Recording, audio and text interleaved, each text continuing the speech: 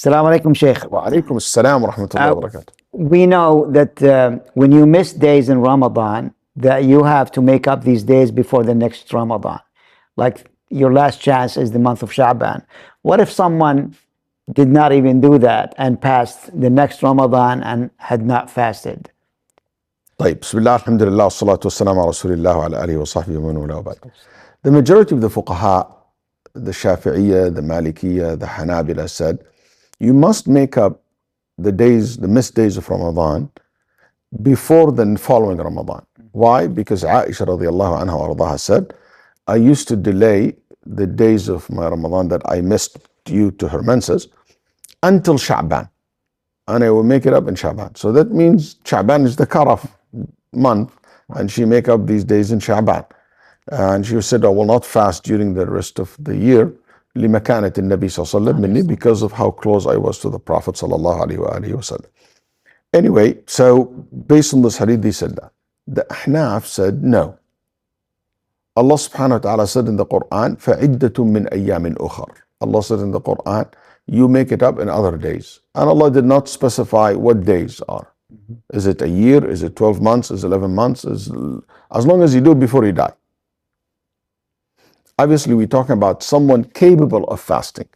Right. If somebody has sickness, an excuse, he couldn't because he has a surgery or has like a chemotherapy or took him more than a year taking the year, this excuse. I'm talking about someone like a sister, for example, during her menses, 6 days, but she kept delaying them. It's hot, it's cold, it's whatever, and I didn't do it. Or a brother traveled and he forgot about it. I remember, and now Ramadan came.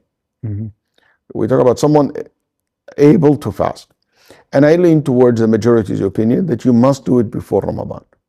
But all the scholars agree, if somebody Ramadan comes and still did not make up days, all of them said this person must do it later on.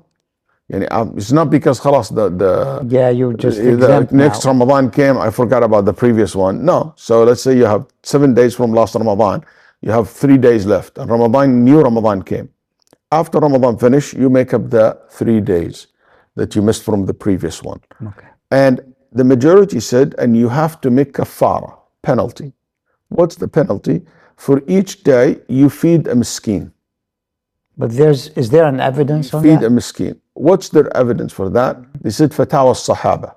Oh. The fatwa of the Sahaba. Who is among the Sahaba, for example? This is the fatwa of Ibn Abbas, Abu Hurairah radiallahu anh, and others, who said that you have to feed a meal per a day. So nothing from the Prophet ﷺ, but from the Ashab al-Nabi sallallahu alayhi wasallam.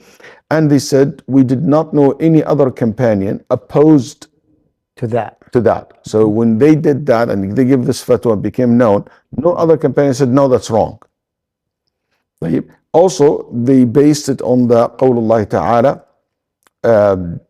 وعلى الذين يطيقونه فدية طعام مسكين. Those who have the ability to fast and did not fast, they have to feed a miskin. And they said this verse is not abrogated. قالوا إنها ليست منسوخة لكنها مخصوصة. Like Ibn Abbas رضي الله عنه وأرضاه and others, they consider it muhkama, is not been abrogated. So they said those capable of fasting, and they apply this to scenarios like this.